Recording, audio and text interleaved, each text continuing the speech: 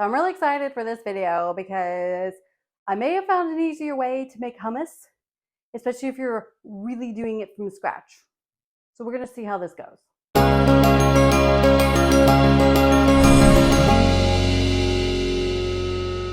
Hey y'all, welcome back to Grains and Grit. My name is Felicia, and on this channel, we talk all things real whole grains from a biblical perspective. I can never say that word right. If this is your first time here, welcome. If you are new and if you've been here a while, welcome back. This is going to be a shorter video. It's just going to be a recipe video of something that I found and I have tried. But whenever I got my Nutrimill Harvest grain mill, it came with a recipe book, and in it actually had a recipe where I can actually mill chickpeas, dried chickpeas, to make my own hummus. Usually I do not keep chickpeas in a can on hand. I always have them dried. And so usually to make hummus, I've had to cook the chickpeas, which takes forever. And then I have to mash them and then mix them and all the things. And so I was really curious to see how this went. So I've tried the recipe out, and I'm going to be sharing that with y'all today with a few little adjustments that I have made. Now, before I share with y'all the recipe, just know that this may be that I did find that it tasted a little bit different than your traditional hummus where you've cooked the chickpeas and then actually mash them up and make the hummus. So if you've been doing that for a long time, you probably will notice a slight difference. Now this flour technique is still, you're still cooking it, so it's still cooked. But my husband definitely found a difference. He definitely noticed a difference from my normal hummus recipe, or my kids devoured it and loved it immensely.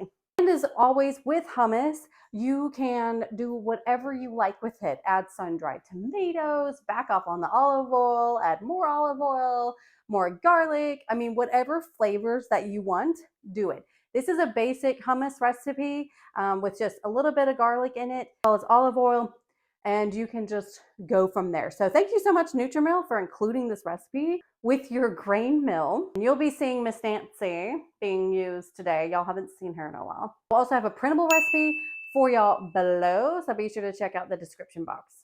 Without further ado, let's get to it.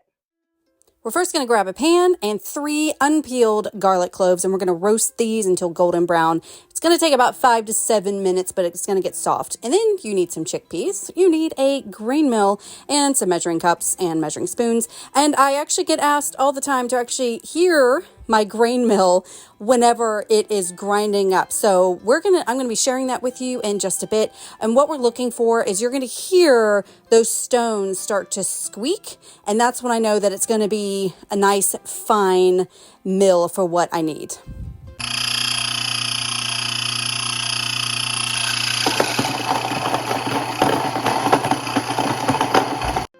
So we're going to be grinding up 2/3 cups of dried chickpeas. And as you can see, this Nutrimill Harvest is handling it beautifully. Miss Nancy is wonderful. It's nice, fine flour, which is what we're going for. If you have an impact mill, I'm not sure if these chickpeas are going to fit. So if you've got a powerful enough blender, you can throw those into blend. And while that's grinding up, we're just checking on our garlic. This is about a medium heat, by the way, and I just keep flipping them. You don't want to burn your garlic. That would be very tragic. But as you can see here, they're starting to get a nice golden brown and feeling a bit soft. And we are done milling, so always remember to brush your mill, get all that flour off. You don't want that staying in there. But it milled about a cup.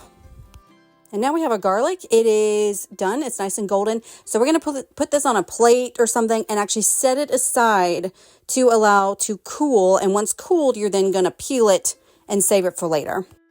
And now we're going to grab a small pot or a medium pot, add 2 cups of water, and then 3/4 of a cup of that chickpea flour. And then we're just going to whisk the devil out of it to get it all smooth, all blended in. And then we're just going to be heating this until it starts to come to a boil. You want to bring it to a boil, add a pinch of salt and pepper, and then you do want to keep stirring it. And once it goes up to a boil, we then want to bring it down, lower the temperature to where it's simmering for about 5 to 7 minutes, and you do want to stir frequently. So here it is after 5 to 7 minutes. It is thickened up. We're going for like a pudding type texture, a thicker pudding. You can see it's staying on my little spatula here. And then we need to set this aside to cool. So what I did is I actually went ahead and just put it in a bowl, one of my Tupperware bowls, and I'm going to put this in the freezer for about 30 minutes to cool down. And after that, it is cooled down. We're going to get my food processor. This is my Cuisinart 14 cup food processor, which is awesome. And to it, we're going to add all of the chickpea flour, that mixture that we had. We're then going to add a 4th cup of lemon juice. We need our garlic, and then a 1/4 cup of tahini, a 1/3 cup of olive oil, and then we're going to whisk it all together, blend it all up until it's mixed. You can do this by hand, but this is what we're looking for. It's nice and smooth. Everything is incorporated, and it's that nice, thicker hummus type consistency is what we are going for. Now you just got to grab you a bowl and put it in there, ready to serve up. Add whatever else you want. I'm just adding a little bit of paprika on here, grabbed a carrot stick, and ate it up, and it was good. So here it is. Now, do you know, I find that it is best the day after. Those flavors really meld together. So there you have it, y'all. I don't have it here to show you right now because I was making this kind of later at night. So this is not the highest quality production video for a recipe, but that's okay.